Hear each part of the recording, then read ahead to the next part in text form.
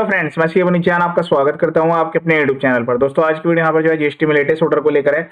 Honourable court की तरफ से काफी बड़ी रिलीफ वाले ऑर्डर जारी किया गया, लैंडमार्क ऑर्डर है। वीडियो को पूरा एंड तक देखिएगा और शेयर जरूर कीजिएगा। और आपका भी जीएसटी में इस टाइप से नोटिस आया है और उसके बाद डिमांड ऑर्डर जारी हो गया तो आप इसका बेनिफिट ले पाएंगे। सेम स्टेट में तो आईटीज एप्लीकेबल रहने वाला है। यहाँ पर जो है ऑनरेबल उत्तराखंड हाईकोर्ट के द्वारा ये जारी किया गया है लेटेस्ट, अभी 12 फरवरी 2026 का ये ऑर्डर है। रेट पेटिशन नंबर से भी आप इसको सर्च कर सकते हैं या फिर एसएससी के नाम से भी।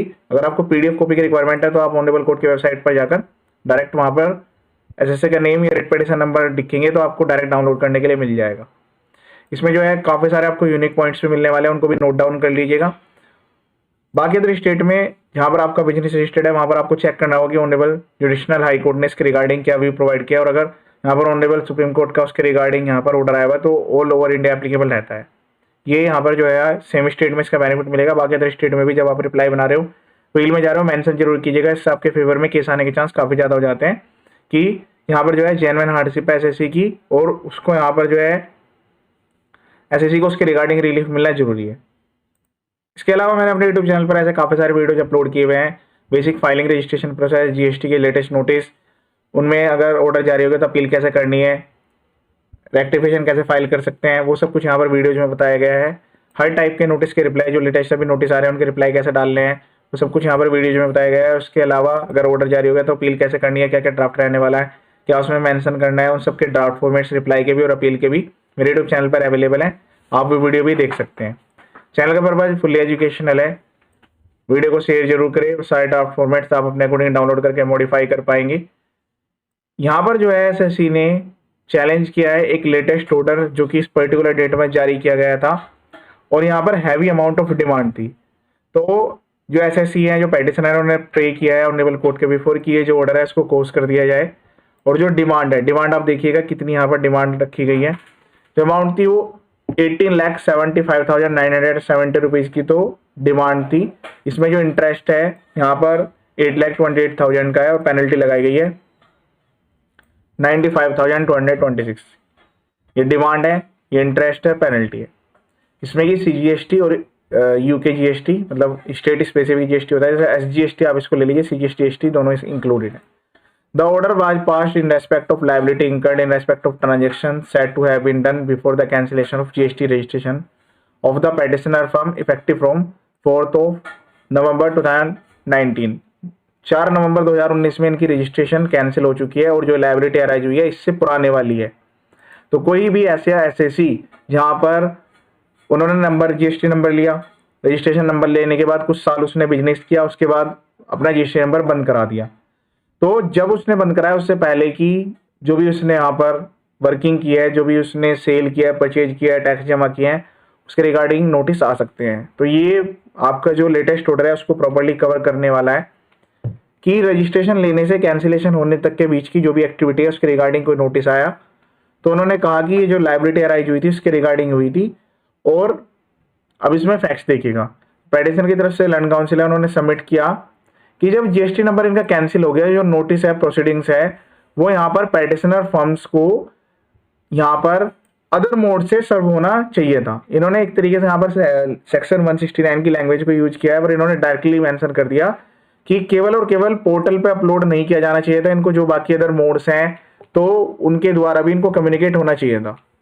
अदरवाइज यहाँ पर जो है इसको valid service of notice consider नहीं किया जा सकता। मतलब इन्होंने जो है चैलेंज किया है कि इनको नोटिस ही नहीं मिला। इस बेस पर मेन बेस यहाँ पर ये रहा है इस वाले केस में, जीएसटी नंबर कैंसिल हो गया है, नोटिस जारी हुए, ऑर्डर जारी हुए, तो एसएससी को पता नहीं लगा इसके बारे में और इनको इफेक्टिव सर्विस ऑफ नोटिस ही नहीं हुआ, तो उसके बेस पर जो ऑर्डर्स थे वो भी इनवैलिड है। तो एक पॉइंट तो आपके यहाँ पर निकल के आ रहा है, बाकी लास्ट में इसको समराइज भी करूंगा। उन्होंने फर्दर यहाँ पर सबमिट किया कि जब जीएसटी नंबर कैंसिल हो गया, फर्म जो है वो यहाँ पर एक्सपेक्ट नहीं करेगी, वो यहाँ पर पोर्टल को एक्सेस करेगी। ये बात ध्यान से समझे। Further submit that after cancellation of the registration of firm, the firm was not expected to keep accessing the portal and in support of is contention learned counsel for the petitioner place reliance on the judgment dated this. ये writ petition है जो कि यहाँ पर SSC के favour में आया है, और यहाँ पर जो है सिमिलर इसमें इन्वॉल्व थे। तो उन्होंने कहा कि एक बार नंबर कैंसिल हो जाने के बाद फर्म की जिम्मेदारी नहीं है कि वो यहाँ पर जीएसटी पोर्टल लॉगिन करके चेक करे और उस पर जो नोटिस आ रहे हैं, ऑर्डर आ रहे हैं, उनको जवाब दे। अगला पॉइंट आप यहाँ पर ये भी नोट कर सकते हैं, वेन इट हैज बीन, अब ये केस देखिएगा जहां पर जो है इस वाले केस में कहा गया था कि एक बार रजिस्ट्रेशन अगर कैंसिल हो गया तो एसएससी जो है वो एक्सपेक्ट नहीं किया जा सकता उससे कि वो बार बार जीएसटी पोर्टल चेक करेगा और सर्विस जो है वो अदर अल्टरनेट मोड से होना जरूरी है।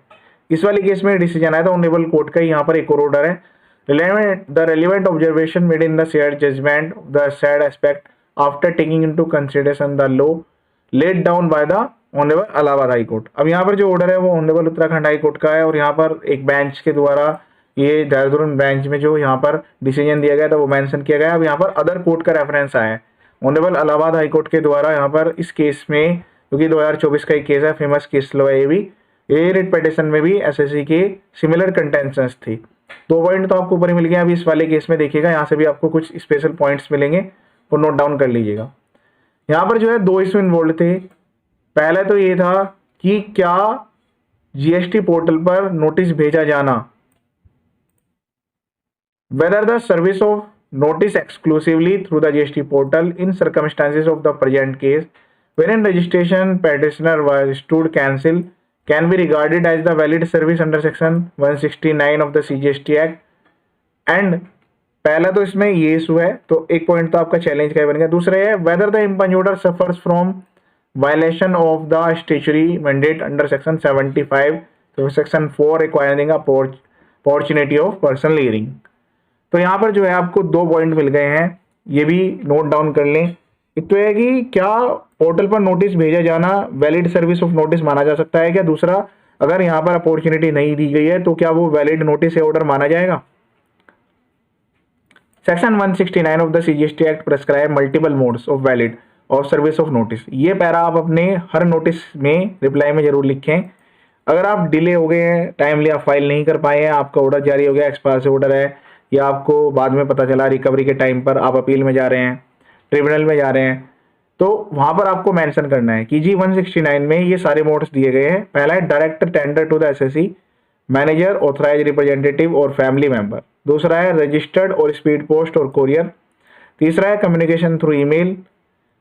4th नंबर पे है making it available on the common portal. बस यहाँ पर 169 की क्लोज डी फॉलो की जा रही है, वो स्टेट डिपार्टमेंट हो, सेंट्रल डिपार्टमेंट हो, हर स्टेट में मोस्टली केस में ऐसा भी है, काफी केस में मेल्स पर भी आते हैं और बाय लेटर भी आते हैं, लेकिन ज्यादातर केस में केवल और केवल यहाँ पर कॉमन पोर्टल पर जा रहे हैं।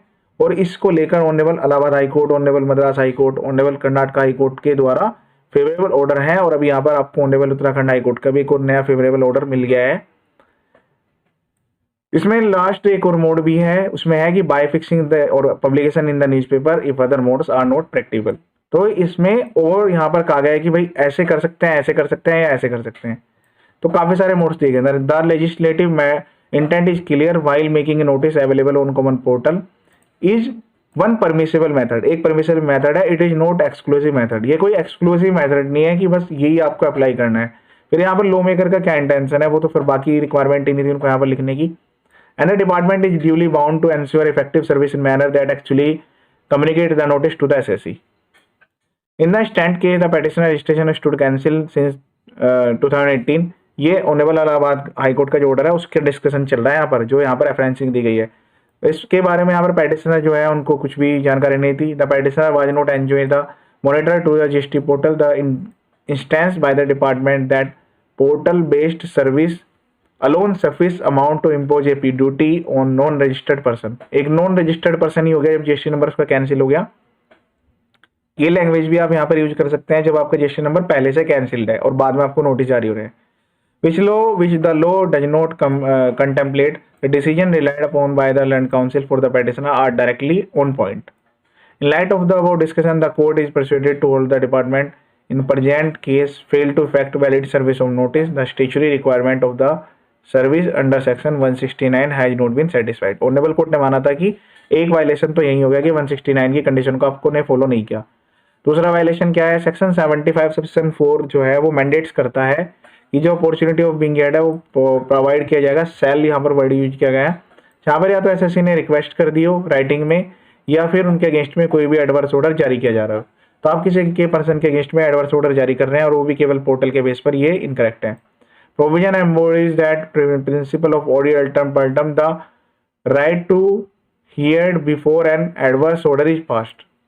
द सुप्रीम कोर्ट, ये जो ऑनरेबल सुप्रीम कोर्ट के द्वारा ये एक और केस है 2021 का है, while examining the scheme of the GST law underline that physical education must comply strictly with the principle of natural justice. ये प्रिंसिपल ऑफ नेचुरल जस्टिस के बेस पर काफी सारी रिट्स अलाउड हो रही हैं। And failure to afford a hearing render the proceeding vulnerable. तो इसकी वजह से जो प्रोसीडिंग्स हैं वो यहाँ पर आपकी वनरेबल रहेंगी और उनको ये नहीं कहा जा सकता कि वो पूरी तरीके से कंप्लीटेड है, ठीक है। तो ऑनरेबल सुप्रीम कोर्ट के द्वारा जो ये यहाँ पर SLP में डिक्लेयर किया गया है वो भी आप यहाँ पर जरूर मेंशन करें। Land Council for the Revenue does not dispute that so-called notice dated this was presumably served on the uploading the same on GST portal and not by any other mode। जो department की तरफ से land council है उन्होंने accept किया, केवल GST portal पर upload किया गया था और उनको किसी अदर मोड से नहीं भेजा गया था। इसलिए यहाँ पर जो है जो ये जजमेंट यहाँ पर दी गई है वो यहाँ पर same as it is squarely applicable है। इसी फैक्ट के साथ इंस्टेट केस में भी same as it is. Honourable court ने सिमिलर व्यू यहाँ पर रखा है। Accordingly the impugned order dated, जो SSC है उनको डायरेक्ट रिलीफ यहाँ पर मिल गई है। डिपार्टमेंट के द्वारा जो ऑर्डर जारी किया गया था उसको यहाँ पर कोर्स कर दिया गया है। रेवेन्यू को यहाँ पर लिबर्टी दी गई है कि फ्रेश नोटिस जारी करेंगे, उसके बाद एजुकेशन होगा अकॉर्डिंग टू लॉ। यहाँ पर अब की बार ये कहने की रिक्वायरमेंट नहीं है, needless to say that petitioner को ग्रांट की जाएगी अपॉर्चुनिटी ऑफ पर्सनल हियरिंग, जो कि रियल टर्म्स में होगी सेक्शन 75 सेक्शन 4 के रिगार्डिंग। अगर यहाँ पर पेटिशनर को रिक्वायर्ड है तो यहाँ पर जो भी SSC है वो अपने रिप्लाई में भी, अपील में भी ये मेंशन करेगी अपॉर्चुनिटी ऑफ बीइंग हियर्ड मिलना जरूरी है, वो मेंशन जरूर कीजिएगा आप भी। इस तरीके से यहाँ पर रिट पिटिशन को SSC के फेवर में किया गया है। रिलेटेड जो भी मिसलेनियस पेटिशन है उन सबको इसी बेस पर यहाँ पर अलाउ भी किया गया है। तो ये था लेटेस्ट ऑर्डर। बाकी अदर वीडियोज भी आप एक बार देख सकते हैं, इसमें आपको काफ़ी सारे नए पॉइंट्स मिल गए। एक तो 75 सेक्शन 4 वाला कि अगर आपको अपॉर्चुनिटी नहीं मिली है तो सारे के सारी प्रोसीडिंग्स इनवैलिड है। दूसरा यहाँ पर इफेक्टिव सर्विस ऑफ नोटिस, अगर आपको 169 के अदर मोड्स के द्वारा नोटिस जारी नहीं हुए हैं, कम्युनिकेशन नहीं आए हैं, वो भी इनवैलिड है। और लास्ट में अगर आपके अगेंस्ट में कोई भी ऑर्डर जारी हो जाता है तो आपको नोटिस को प्रॉपर्ली रीड करना है। जो भी अमाउंट है, अगर आपने एक बार अमाउंट एक्सेप्ट कर ली तो उसके साथ इंटरेस्ट और पेनल्टी भी आपको पे करनी होगी। इस चीज़ का भी आपको ध्यान रखना होगा यहाँ पर। लास्टली, अगर आपका GST नंबर कैंसिल हो गया है और उसके बाद आपको नोटिस जारी हुआ है या ऑर्डर जारी हुए हैं तो आपके फेवर में केस आने के चांस काफ़ी ज़्यादा है, क्योंकि आपकी जिम्मेदारी नहीं है कि आप बार बार पोर्टल खोलकर चेक करेंगे। हाँ, किसी अदर मोड से आपको आया है, जैसे कि 169 में 5 मोड्स टोटल दिए गए, फिर आपके यहाँ पर लायबिलिटी बन जाती है। वैसे GST में कोई भी नोटिस आता है, कोई भी आपको कम्युनिकेशन होता है तो उसका रेस्पॉन्ड टाइमली जरूर करें ताकि आपके फेवर में केस आए। अलग अलग स्टेप्स पर जब आप प्रोसीड करते हैं तो वहाँ पर ये देखा जाता है कि आपने जो है कितना रेस्पॉन्सिबली जो है पार्टिसिपेट किया था प्रोसीडिंग्स में। हाँ, अगर जेन्युइन रीजन है तो कोई दिक्कत नहीं है। ईमेल आईडी, मोबाइल नंबर को भी अपडेट रखें और इस वीडियो को शेयर जरूर कीजिएगा। बाकी अदर वीडियो भी आप एक बार देख सकते हैं। ये वीडियो देखने के लिए थैंक यू सो मच।